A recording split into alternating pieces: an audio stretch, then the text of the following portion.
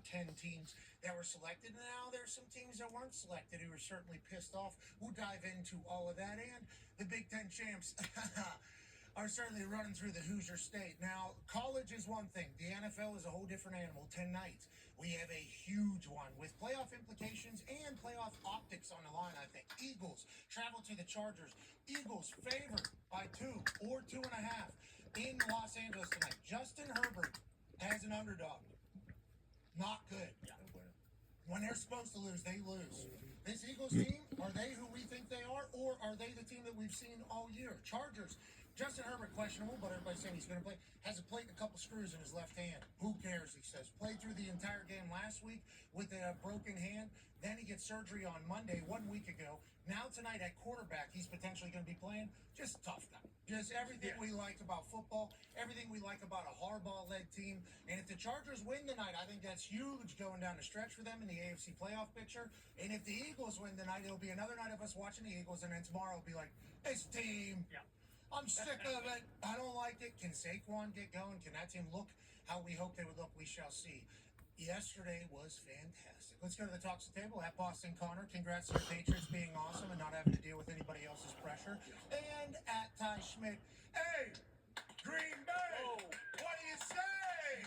Hey! Kind of never a doubt, you know. I mean, I listen, the Bears are much better than they have been, but early on, this one, it felt like a playoff game, which was awesome, which these games between the Packers and the Bears have not felt like that in quite some time. And really, after the first half, I'm kind of thinking, boy, the Packers might win 35-3. They might run away with this thing. Jordan Love looked unbelievable.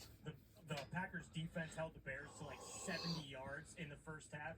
Bo Melton, who is basically a cornerback all year, but decided to get in on the action, caught a touchdown pass there.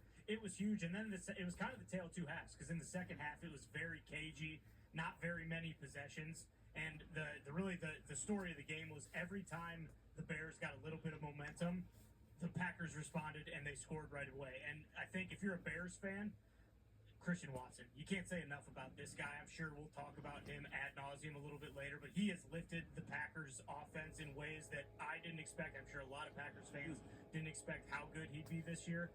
But if you're a Bears fan, the big thing is Caleb Williams he has about 5 or 6 plays a game that are just remarkable, incredible. Like, wow, he's one of the only guys who could do this in the NFL.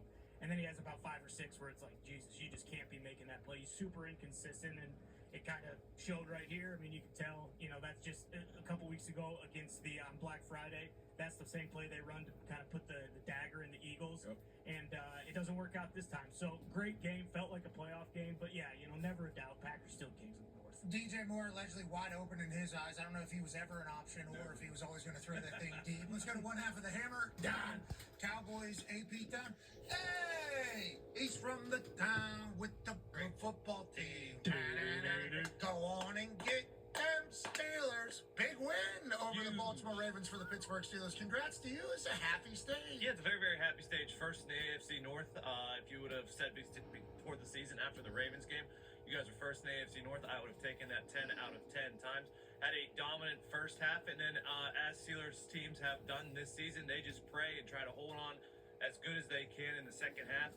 Ravens had a lot of chances. There were some calls that went, you know, both ways. Mostly in the Steelers' way. Yeah, is that right? Like this touchdown right here for sure? I don't know. Mark Butterworth said that wasn't a touchdown. Yeah, we all know Mark Butterworth is the head of the replay officiating crew for the NFL this year. Don't know how that's the first time we've learned of this man's existence. His last name being Butterworth is obviously silky, but him saying, nah, there's 3 acts that they have to complete. And Gene Steratore, who was on the call for the game, he also came and said, that third one, really important. Hey, that third one's really important. Football move, some sort of something, you know, you got to do it. I think everybody that kind of watched that play that is around football said to themselves, that's got to be a touchdown, right? That's got to be. Let's go to 9-year NFL vet, Darius J. Butler. Is it a catch, is it not a catch is always the topic of conversation. More so a couple of years back as opposed to now. They've tried to get it more common sense like. This one feels like the Ravens were robbed a little bit. Yeah, it feels like that was a football move. Him catching the ball, keeping it away from the defender. This is back-to-back weeks now for Isaiah Likely making great plays. What looked like to be great plays and then end up being great plays for the defense. But on the flip side of that with JPJ, this is kind of what you teach as a DB coach, as a D coordinator. Hey, you play through the ground, play through the whistle, finish the play, and this is him finishing the rep. But yeah, from our eyes, anybody's been around football, much like the Dez Bryant case, that looks like a catch in football. Yeah, we don't want to get back in time, obviously, but Dez caught it, certainly started an entire thing. I think there was a Calvin Johnson moment, too, that was a part of this entire storyline of was it a catch, was it not a catch?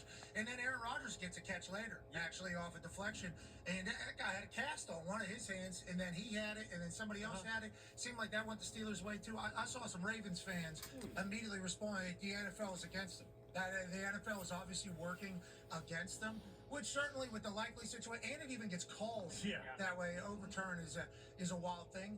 But with the refs calls, with this situation, with them not playing good, a lot of Baltimore Ravens fans, I think, are bummed out with how the season is going. So. We knew that this game was going to be the battle of who's going to win and be the leader of the AFC North, and who's going to lose, and their fans are going to say, we knew this team sucked all along. The Ravens lost. Their fans are not saying that. Lamar has not been good at all. I mean, is he hurt? I don't remember. I think he got injured at some point, right? Missed some practices. Yeah. So is there something off with Lamar? They have just not been good. Defense was ass early. Yep. But Lamar was at least MVP-like, is what they've said. Then I think he got hurt in a game, hamstring, right? Then he missed a couple weeks.